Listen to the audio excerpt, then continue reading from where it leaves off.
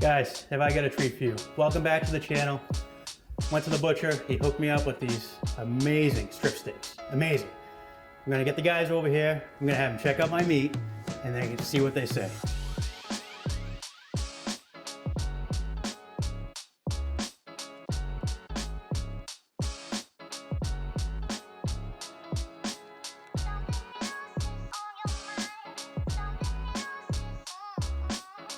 I just can't help myself. I know Nate gives me a hard time, but I always want to add a little bit extra to the cook. What I'm going to do for the steak and potatoes, just give a little extra flavor. And I kind of threw some of this in my steak and cheese last week. Is I'm going to take a whole head of garlic here. I'm just going to cut the top off. So that way, it exposes it. I put a little olive oil on it.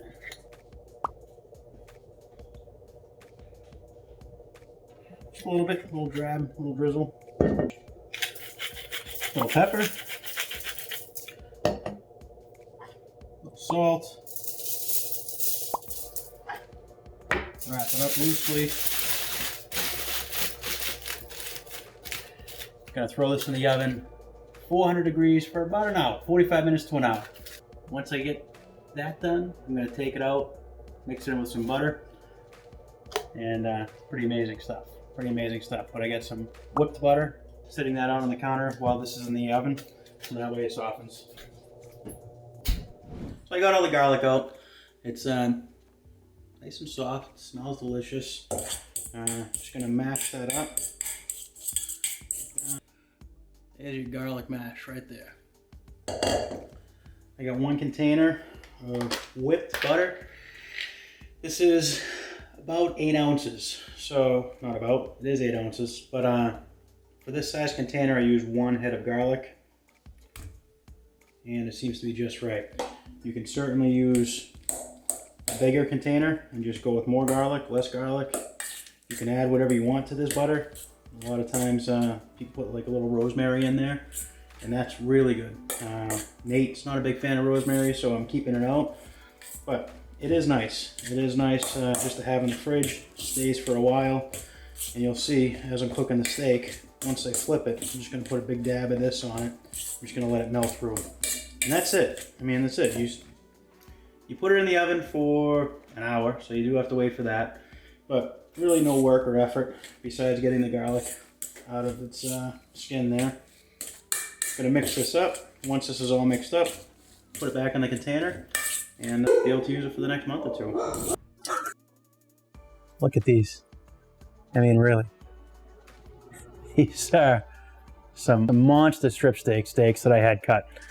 I had the butcher cut them to 1 3/4 inches. That, to me, looks like more than 1 3/4 inches by my measuring stick. But anyways, prep's super simple. I got some potatoes, little baby potatoes that I got in the microwave for about 4.5 minutes or so, and that's going in the background. And this is all the day before. I'm just going to heavily salt this, mostly because it's huge, so it can take a decent amount of salt. Thinner steak, you don't have to use as much salt. That's about it. So you want to make sure you get all sides, top, bottom, and sides. Microwave should be done soon. With the potatoes, what I plan on doing is I'm just pre-cooking them, and then I'm going to put them in the fridge, same thing the day before, just to let them cool off. Once they're cool, or tomorrow when I'm ready to start cooking these steaks, I'll be able to just slice them up, and I'm going to put that on the griddle as a side. So that way, you know, it'll be a nice little steak and potatoes. Do some toppings. But the big thing with this, and the reason why I love it so much, is because, like, no effort. I mean, I'm just salting the steak. You make room in your fridge, you put it in the fridge, you let it sit for 24 hours, you'll see the difference. You'll just see the steak start to like a deeper red. It's gorgeous, absolutely gorgeous. So that's it. No pepper, no anything else. We'll do that right before we put that on the grill. But, guys, look at these steaks. Seriously, things are incredible. Grab the potatoes. This is about 3 pounds of baby potatoes. You know, a mix. I got the reds, yellows, and Not sure what the actual official name for the purples are, but should be good for the side. That easy, guys. That's it. Going right into the fridge. 24 hours. You gotta do nothing. Salt. All you gotta do is put salt on it. Look at these things.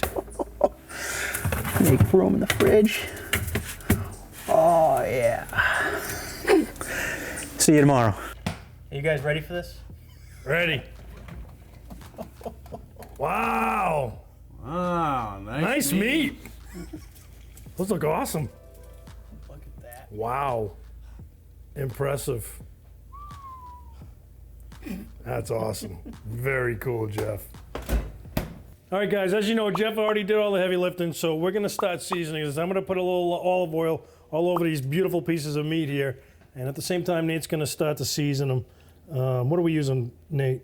So we got fresh ground black pepper, garlic powder, onion powder. I actually asked Jeff why he didn't use. You could just use the gloves and rub it all in. All in there. I asked why he didn't use onion salt and garlic salt. He had a good point. Not so rough on my feet.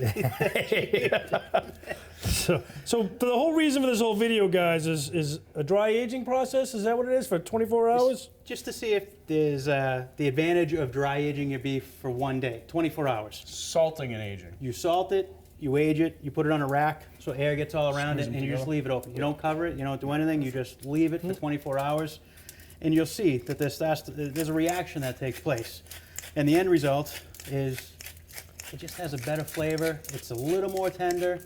I mean, these are beautiful steaks anyways. Yeah, these are already pretty tender, but that's going to help. It still extenuates. You've already done other experiments. I've done cheap steaks like London broil, and it makes a difference. And I didn't do a control steak in this because I love it so much as far as the way it comes out. But I'll let these guys decide at the end what they think. Also, we'll show you how to salt it. You know, I guess a video of that. Yeah. Pretty straightforward. You literally just salt it. Sea salt. Sea salt, yeah. Sea salt, let it sit. Takes up a little room in your fridge overnight, Yeah. but it's just one day, so it's not a big deal. But these look, I can't wait. These look beautiful. So I'm seasoning these really, really heavy. And the reason why is because, two reasons why actually. One, they're so thick. So when you actually slice a bite, you're just gonna get a little bit of the edge when you cut it off. And two, because a lot of the seasoning is gonna stay on the griddle. Yeah. Yeah. You know? I salted them pretty heavily too. I do the edges Yeah. too. So that's what I was gonna say. You're using onion powder and garlic powder instead of salt because of that salting process, right? Yeah. I used a decent amount of just regular sea salt. Yeah. And I got some close-ups. Just the steaks just look beautiful. I open the fridge and I smile every time. But anyways, so this is it. Seasoned, ready to go. Next step, throw them on the griddle. Right out to the griddle. It's nice having a helper where you don't have to get the glove. steak and oil in your hands and then get it on your pepper grinder. Yeah, exactly. We got the griddle on medium high, the really thick steak. So we're gonna do like 5 minutes aside, and then we're gonna start rotating them because we don't want them to burn. Just takes a while to get them cooked. But we're gonna start also with the potatoes that I cooked up yesterday. It ended up taking me about 8 minutes in the microwave, not the 4 that I told you, so I apologize if you saw that clip there, and did it for 4. But anyways, 8 minutes, cooked them just fine. It was 3 pounds of potatoes, so it was quite a bit.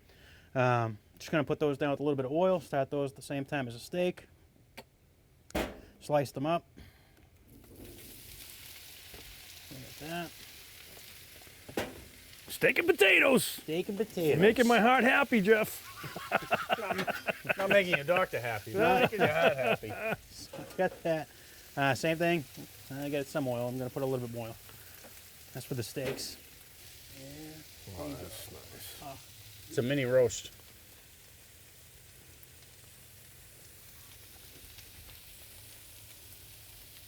Hey, when you did those in the microwave, the potatoes, were they already cut or did you do them whole? I did them whole. They're the baby potatoes. All right, so we're going to season the potatoes, just salt, pepper, maybe a little paprika, onion powder, garlic powder, and we'll keep flipping these. We'll check it out. It's a waiting game right now. It's a waiting game. It's a waiting game. So they're thinking 5 to 7 minutes on the first side before we flip. So it's been about 6 minutes. And Let's see what we got. that Oh, yeah. is what you got. That's good. First flip. That's good. Money. Money shot, yeah. Nice sear. Oh, yeah. Looks Wow. good.